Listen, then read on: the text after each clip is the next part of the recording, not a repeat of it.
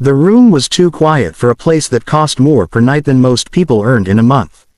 Machines hummed softly beside Emily Hale's bed, steady, precise, indifferent. Sunlight filtered through floor-to-ceiling windows, washing the white walls in gold, but it never seemed to reach her. Emily stared past it, her eyes fixed on a crack in the ceiling she had memorized weeks ago. Victor Hale stood near the window, phone in hand, unread emails piling up. Board members were waiting. Markets were shifting. A merger in Singapore needed his approval. None of it mattered. His daughter hadn't moved her legs in 6 months.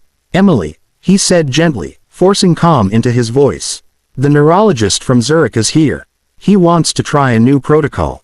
Emily didn't turn her head. "They all say that," she replied. Her voice was flat, exhausted, not angry, not sad.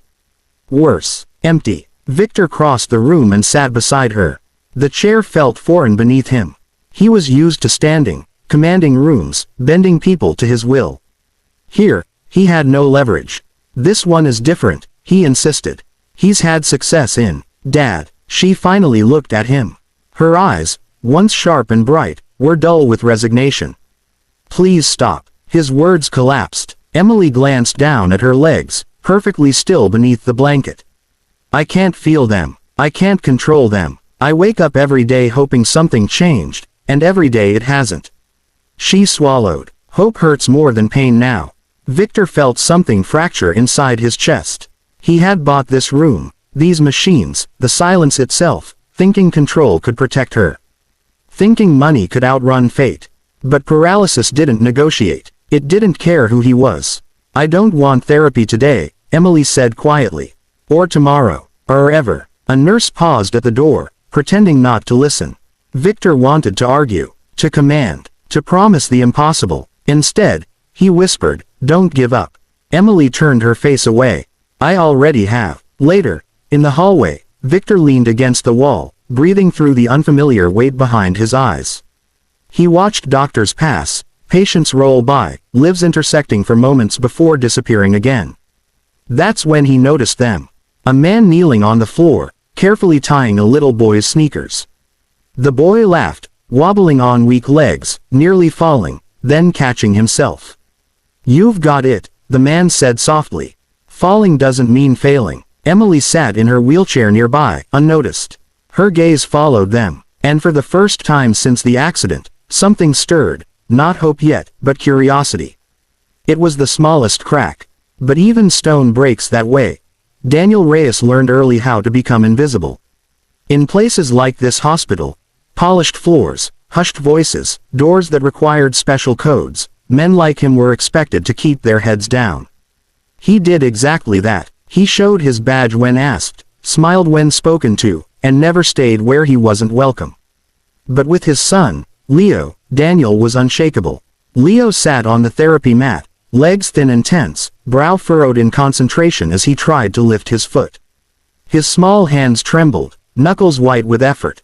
"You're rushing," Daniel said gently, crouching to eye level. "Slow breath first, then move." Leo exhaled, tried again, and failed. He slumped, frustrated. Daniel didn't correct him. He wrapped Leo in a quick hug instead. "That's okay. Falling is data. It tells us what to fix next time." Across the room, Emily watched from her wheelchair, arms folded tight around herself.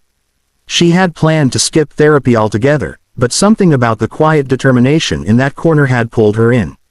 Most people spoke to her carefully, like she was fragile glass. This man spoke to his son like struggle was normal, like effort itself mattered. Daniel noticed her gaze and offered a simple nod. Not pity, not curiosity, just acknowledgement. "Morning," he said. Emily hesitated, then answered, "Morning." The word felt strange in her mouth, like using a muscle she hadn't flexed in months. They shared the room for several days without really talking.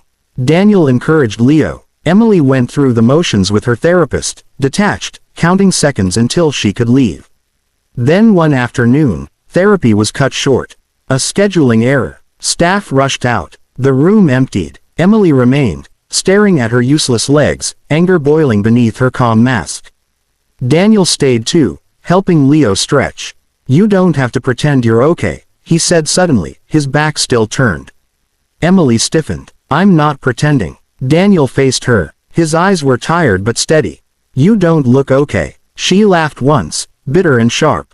Congratulations. You figured out I'm broken. Daniel shook his head. No, you're injured. Broken things don't heal. People do. Silence stretched between them. My son may never be what doctors call normal, Daniel continued quietly. But I refuse to let that be the end of his story. Emily looked at Leo, who was now laughing at his own clumsy stretch. What if this is the end of mine? She asked. Daniel walked closer, lowering his voice so only she could hear. I'll help her, he whispered. Emily frowned. Help who? You, he said simply. If you let me. No promises, no speeches, just a hand extended into the dark. And for the first time, Emily didn't pull away. Progress didn't arrive like a miracle. It came like exhaustion. Emily's arms shook as she gripped the parallel bars, sweat dampening her hairline. Every muscle above her waist burned from compensating for the ones that refused to answer below. Again, Daniel said calmly. I already did it, Emily snapped, breathless. Daniel checked his watch, unfazed. You stood for 8 seconds last time. Let's make it 9. Emily hated that he remembered numbers. Hated that he noticed things no one else bothered to track. Hated that a part of her wanted to beat them. She inhaled, nodded once, and tried again. Her knees locked with braces. Her hands trembled. 8 seconds passed, then 9. She collapsed back into the wheelchair, chest heaving, half laughing, half crying. Daniel smiled. See, not nothing. Not everything either, but not nothing felt like a victory. Across the room, Victor watched from behind the glass wall. He had started coming earlier, leaving meetings unfinished, ignoring calls he once considered sacred. The sight unsettled him, his daughter struggling under the guidance of a man who wore scuffed shoes and spoke with quiet authority. That afternoon, Victor confronted Daniel in the hallway. What exactly do you think you're doing? Victor asked, his voice low but sharp. Daniel wiped his hands on a towel. Helping. You're not licensed, Victor snapped. You're not a specialist. You're filling her head with hope doctors couldn't justify. Daniel met his gaze. Doctors measure risk. Parents measure necessity. Victor bristled. You don't understand what's at stake. Daniel nodded slowly. I understand watching someone you love disappear while still breathing. The words hit harder than Victor expected. Inside the therapy room, Emily fell for the first time that week. The sound was awful. Metal braces clanging, breath knocked from her lungs. Victor rushed forward, panic surging. But Daniel was already there, kneeling beside her. Stay with me, he said softly. Breathe first. Emily gasped, tears streaking down her face. I can't do this. Daniel placed her hand over her chest. You already are. Minutes later, as the therapist assessed her, Emily stared at her foot, trembling uncontrollably. Then, it moved. Barely. A twitch, so small it could have been imagined. Did you see that? Emily whispered. Daniel didn't speak. He just nodded once, slow and certain. Victor's heart stopped. Doctors would later call it an anomaly. A rare neural response. But Emily knew the truth. It wasn't magic. It was permission. To try, to fail, to stand again. And in that moment, hope stopped being an idea. It became work. Recovery didn't come with applause.